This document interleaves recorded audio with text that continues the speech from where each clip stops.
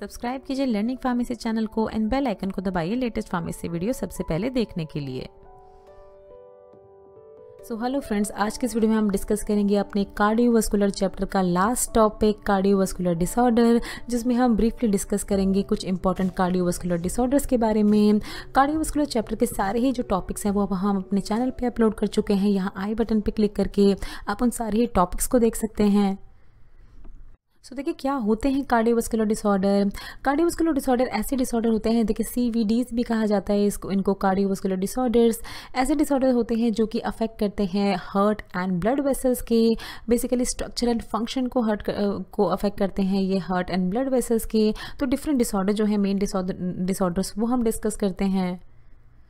देखिए कितने बहुत अलग अलग टाइप के कार्डियोवास्कुलर डिसऑर्डर्स होते हैं। एग्जाम में आपको क्या करना है, देखिए जितने मार्क्स का आपको क्वेश्चन आ रहा है उसके अकॉर्डिंग आपको अपना आंसर लिखना है अगर कार्डियोवास्कुलर डिसऑर्डर पे आया है। बट बाकी सारे ही इन डिसऑर्डर्स के बारे में आपको पता होना चाहिए। देखिए एबनॉर्मल हार्ट रिदम जिनको हम एरिथमियास कहते हैं, then congenital heart disease, deep vein thrombosis जिसको पल्मोनरी एम्बोलिज्म होते हैं, heart attack, heart failure, rheumatic heart disease, stroke and vascular disease जो कि ब्लड वेसल्स डिसीज होती हैं। ये सारे ही हम एक एक करके डिस्कस करते हैं अपनी आने वाली स्लाइड्स में।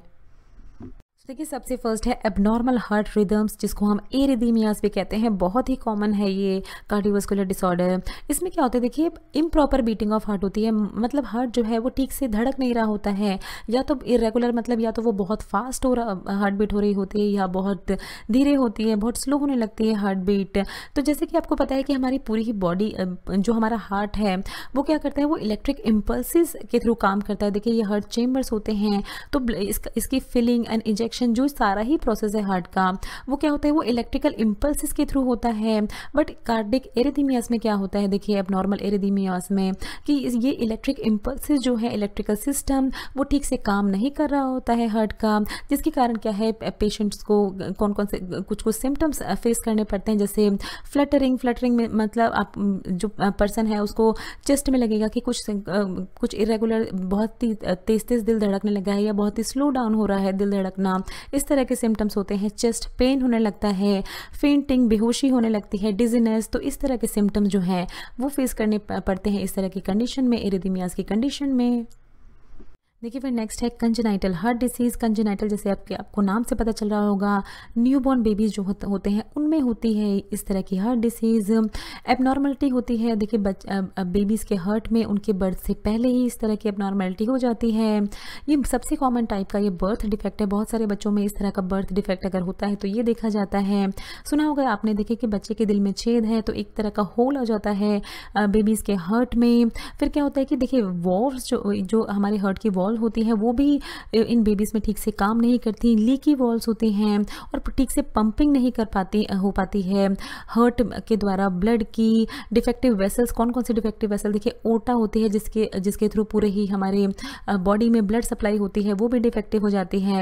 एंड ये पल्मोनरी आर्टरीज होती हैं तो ये दोनों ही डिफेक्टिव हो जाती हैं, जिसके कारण जो पूरी सर्कुलेशन होती है ब्लड की, ऑक्सीजनेटेड एंड डीऑक्सीजनेटेड ब्लड की, वो नहीं हो पा रही होती है बच्चे के हार्ट में ठीक से। और फिर जिसके कारण क्या होता है, बच्चे को सिम्टम्स होने लगते हैं, जैसे हार्ट रिदम जो है उसकी अबनॉर्मल होने लगती है, ब्लू टिंटेड स्किन, नीली पड़ जाती है स्किन, बच्चा ठीक से सांस नहीं ले पाता है, उसकी बॉडी के अलग अलग टिश्यूज एंड ऑर्गन जो है उनमें स्वेलिंग आने लगती है। ट्रीटमेंट्स में क्या होता है, देखिए बच्चे को मेडिकेशंस के थ्रू कोशिश की जाती है कि उसका blood pressure and heart rate को कंट्रोल में रखा जाए।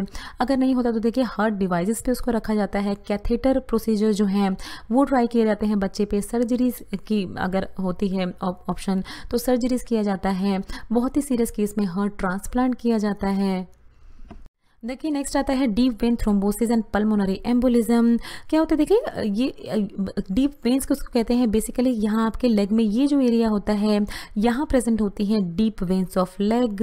बेसिकली लेग्स में ही प्रेजेंट होती हैं डीप वेन्स जो सबसे ज़्यादा स्टडी की जाती हैं। वो नॉर्मल ब्लड फ्लो देखिए इस तरह से होता है वेन्स में, जहाँ की ये वॉल्व के थ्रू ब्लड जो है वो पास हो रहा है।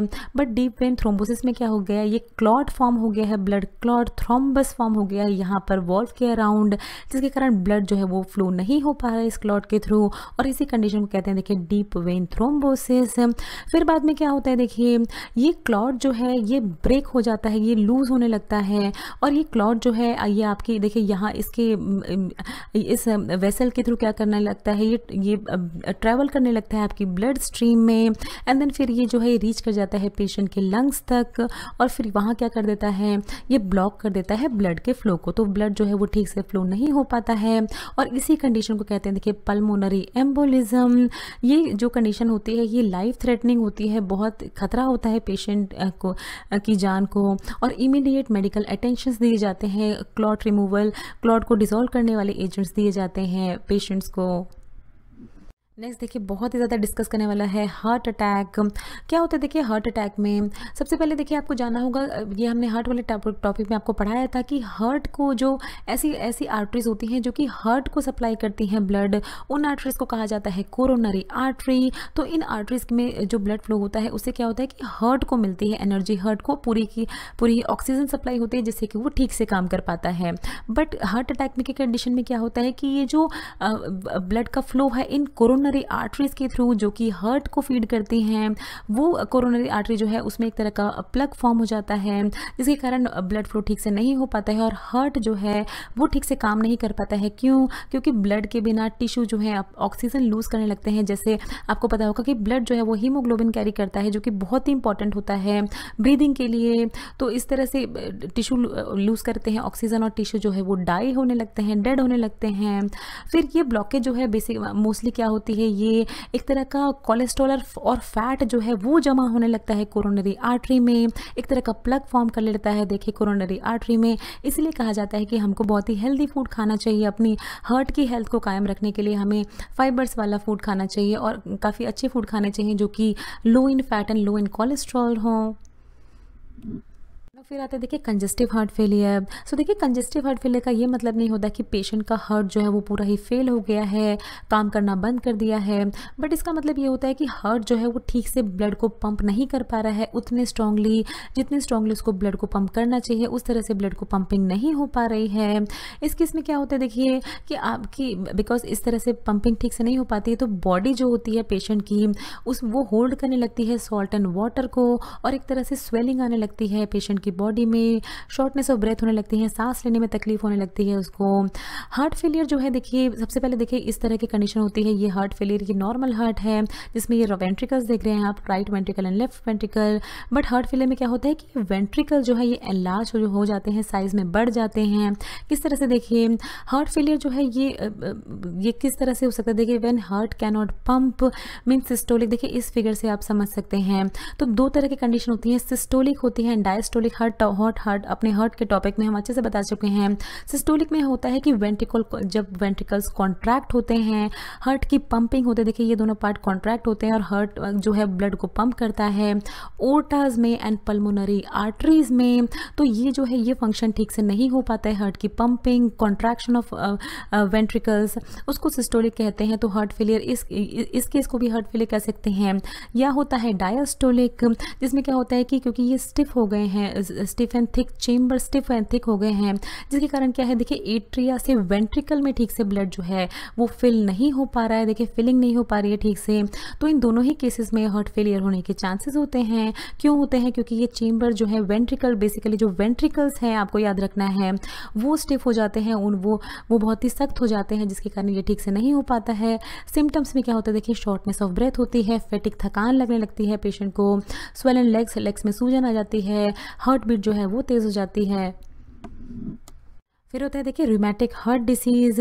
इसमें क्या होता है रूमेटिक हार्ट डिसीज़ में कि हार्ट की वॉल जो है देखिए वो पूरी तरह से डैमेज हो जाती है। देखिए ये नॉर्मल वॉल है बट ये डैमेज्ड वॉल है। और किस वजह से होता है? ये रूमेटिक फीवर के कारण होता है। पेशेंट्स को क्या होता है देखिए उनको एक तरह का रूमेटिक इन्फेक्शन होता है जिसको स्ट्रेप्टोकोकल इन्फेक्शन कहते हैं, जैसे स्ट्रेप थ्रोट और स्कारलेट फीवर। तो इस तरह का इन्फेक्शन पेशेंट को होता है और शुरू में या तो ये ट्रीट नहीं किया जाता या तो इसको अंडर ट्रीटेड किया जाता है, मतलब उसको ठीक से नहीं समझा जाता है फिजिशियन या पेशेंट के द्वारा, और उसको ठीक से इलाज इसका नहीं किया जाता है, तो उसके कारण क्या होता है, इस तरह की रूमेटिक फीवर हो जाता है पेशेंट को, जिसके कारण इस तरह की डैमेज्ड वॉल हो जाती हैं। और इसके सिम्टम्स क्या होते हैं कि पेशेंट को fever and painful tender joints में पेन होने लगता है, बुखार आने लगता है। ट्रीटमेंट में क्या होता है, इसकी मेडिकेशन चलती है, समटाइम्स पूरी ही लाइफ टाइम जो है, पूरी ज़िंदगी जो है पेशेंट को मेडिसिन पे रहना पड़ता है इस फीवर के, इस तरह की डिसीज़ के कारण। ना फिर आता है देखिए स्ट्रोक एक ऐसी कंडीशन होती है जहाँ पर जो ब्लड सप्लाई हो रही है ब्रेन को, या तो वो पूरी की तरह ब्लॉक हो जाती है, या वो ब्लड सप्लाई होना स्लो डाउन हो जाता है, धीरे हो जाती है। फिर क्या होता है देखिए, जैसे बॉडी के अदर पार्ट्स के लिए लागू होती है, वैसे ब्रेन के लिए भी वही कंडीशन होती है कि ब्रेन को भी ऑक्सीजन, मतलब ब्रेन को भी ब्लड की ज़रूरत होती है, क्योंकि अगर ब्लड नहीं होगा तो ऑक्सीजन ठीक से नहीं पहुँचेगी ब्रेन में, और ब्रेन सेल जो है वो धीरे धीरे डैमेज होने लगेंगी, धीरे धीरे डाई होने लगेंगी। फिर क्या होता है देखिए, जैसे कि आपका ब्रेन जो है बॉडी के अलग अलग पार्ट्स को कंट्रोल करता है, जैसे हैंड्स, आपके लेग्स, आपके बहुत सारे पार्ट्स होते हैं जिसको आपका ब्रेन कंट्रोल करता है। क्योंकि आपका ब्रेन ही ठीक से नहीं काम कर रहा है, इन पेशेंट्स का ब्रेन जो है वो ठीक से काम नहीं करता है, तो उसके कारण क्या होता है कि जो अलग दूसरे बॉडी पार्ट्स होते हैं उस पर भी इसका इफेक्ट आने लगता है, जैसे उनके लेग्स या उनके हैंड जो है वो ठीक से काम नहीं कर रहे होते हैं इस कंडीशन में। फिर ये जो है स्ट्रोक जो है ये दो तरह का होता है। देखिए इस्केमिक स्ट्रोक होता है जिसमें इस तरह का देखिए ब्लॉक्ड आर्टरीज, जो यहाँ ये आर्टरीज है उनमें एक तरह का थ्रोम्बस क्लॉट फॉर्म हो जाता है, ब्लॉक कर देता है इन आर्टरीज को, जिसके कारण ब्लड जो है वो ठीक से नहीं फ्लो हो पा रहा है देखिए इन ब्लड वेसल्स में ब्रेन की। और हेमोरेजिक होता है जिसमें एक तरह का रप्चर हो गया है और एक तरह से ब्लड जो है वो लीक होने लगा है ब्रेन की ब्लड वेसल्स में, तो उसको हेमोरेजिक कहते हैं। तो ये दोनों ही तरह के होते हैं स्ट्रोक के टाइप्स। इसकी जो ट्रीटमेंट होती है वो बहुत ही इमीडिएट ट्रीटमेंट होती है, जिसके कारण जो है फर्दर ब्रेन डैमेज जो है उसको अवॉइड किया जा सके। देखिए लास्ट आती है वस्कुलर डिसीज़। वस्कुलर डिसीज़ क्या होती है, देखिए ये डिसीज़ होती हैं जहाँ पर आपका जो ब्लड वेसल का नेटवर्क है वो अफेक्ट हो जाता है पेशेंट्स का। फिर देखिए ये जो नेटवर्क ऑफ ब्लड वेसल होता है इसको वस्कुलर या सर्कुलेटरी सिस्टम के नाम से जाना चाहता है, तो आप कह सकते हैं कि सर्कुलेटरी सिस्टम की ये डिसीज़ होती हैं। सबसे पहले होता है देखिए एन्यूरिज्म, इसमें अलग अलग डिसीज़ हम डिस्कस करेंगे। एन्यूरिज्म में क्या होता है, एक तरह का बल्ज फॉर्म हो जाता है किसी भी ब्लड वेसल में जो पेशेंट होता है उसकी। तो देखिए इस केस में आपको दिखाया गया इस तरह का बल्ज, मतलब एक तरह की स्वेलिंग आ जाती है ब्लड वेसल में। देखिए इस तरह की इमेजेस जो हम आपको दिखा रहे हैं या कुछ भी हम आपको पढ़ा रहे हैं तो प्लीज़ आपको पैनिक नहीं होना है देख के, ये बहुत ही कम केसेस में होता है। आपका सिलेबस है इसलिए हम आपको कवर करा रहे हैं, तो आप अच्छे से समझें इसको, क्योंकि हर एक चीज़ आपको पता होनी चाहिए। फिर होता है देखिए पेरिफेरल आर्टरी डिसीजेज। इसमें क्या होता है कि फैट एंड कोलेस्ट्रॉल एंड दूसरे सब्सटेंसेज जो हैं, अदर सब्सटेंसेज, वो ब्लड वेसल में डिपॉजिट होने लगते हैं, जिससे कि धीरे धीरे वो ब्लड वेसल को नैरो कर देते हैं, ब्लड फ्लो होना जो है वो कम हो जाता है इस तरह के डिपॉजिट होने के कारण। फिर हमने डीप वेन थ्रोम्बोसिस आपको बताया था, यूजुअली लेग्स की वेन में होती हैं एंड देन वो फिर ट्रैवल करके लंग्स तक पहुंचती हैं एंड वो पल्मोनरी एम्बोलिज्म के फॉर्म में फॉर्म हो जाती हैं। तो ये सारे थे देखिए वस्कुलर डिसीजेज। सो देखिए अगर पूरे लेक्चर की समरी हम देखें तो हमने देखा कार्डियोवस्कुलर डिसीज़ होती हैं, डिसीज़ जिसमें हार्ट एंड ब्लड वेसल जो है वो अफेक्ट होता है, हार्ट एंड ब्लड वेसल के स्ट्रक्चर एंड फंक्शन को अफेक्ट करती हैं इस तरह की डिसीज़। फिर अलग अलग डिसीज़ में हमने देखा एरिथमिया, जिसमें हार्ट की बीट जो है, हार्ट ठीक से धड़कता नहीं है, या तो बहुत ज़्यादा जल्दी धड़कता है या बहुत ही स्लो उसकी हार्ट बीट हो जाती है। फिर क्या होता है कंजेनाइटल हार्ट डिसीज़ में हमने देखा कि न्यूबॉर्न्स को होती है, जिसमें एक तरह से दिल में छेद होता है, उनके एबनॉर्मलिटी होती है उनके हार्ट में उनके बर्थ होने से पहले ही। फिर deep vein thrombosis and pulmonary embolism में हमने आपको बताया कि किस तरह से क्लॉट फॉर्म होता है डीप वेन्स में और फिर वो ट्रैवल करके जाता है लंग्स में पल्मोनरी एम्बोलिज्म बनाने के लिए। हार्ट अटैक में हमने देखा कि हार्ट को जो ब्लड सप्लाई करती है, जो मेन आर्टरीज को कोरोनरी आर्टरीज कहा जाता है, उसमें एक तरह की ब्लॉक कर जाती है, जिससे कि हार्ट जो है हार्ट को वो ठीक से ब्लड सप्लाई नहीं कर पाती है और इस तरह की कंडीशन में हार्ट अटैक होता है पेशेंट्स को।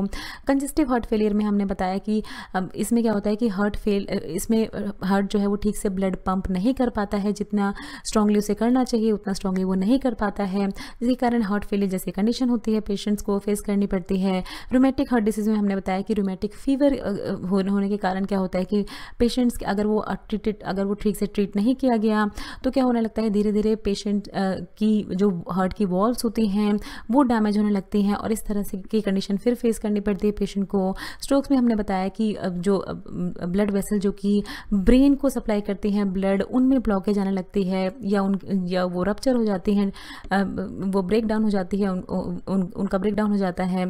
तो इस तरह की कंडीशन में स्ट्रोक होते हैं। तो ये देखिए सारी ही चीज़ें हमने अच्छे से डिस्कस की हैं। आई होप आपको समझ आई होंगी। लास्ट टॉपिक था ये हमारे कार्डियोवास्कुलर डिसऑर्डर्स का। So thanks for watching. Next video में हम कवर करेंगे human anatomy and physiology chapter 9, जिसमें हम रेस्पिरेटरी सिस्टम कवर करेंगे। सो फ्रेंड्स, अगर आपकी वीडियो अच्छी लगे तो इस वीडियो को जरूर लाइक कीजिए, शेयर कीजिए अपने फ्रेंड्स के साथ। अगर आप चैनल में पहली बार आए तो प्लीज़ चैनल को सब्सक्राइब कीजिए। वीडियो के नीचे रेड कलर का सब्सक्राइब बटन दिया होगा, उस पर क्लिक करके आप चैनल को सब्सक्राइब कर सकते हैं। अगर आपका कोई भी सवाल है तो नीचे दिए हुए कमेंट बॉक्स में आप हमसे कुछ भी पूछ सकते हैं।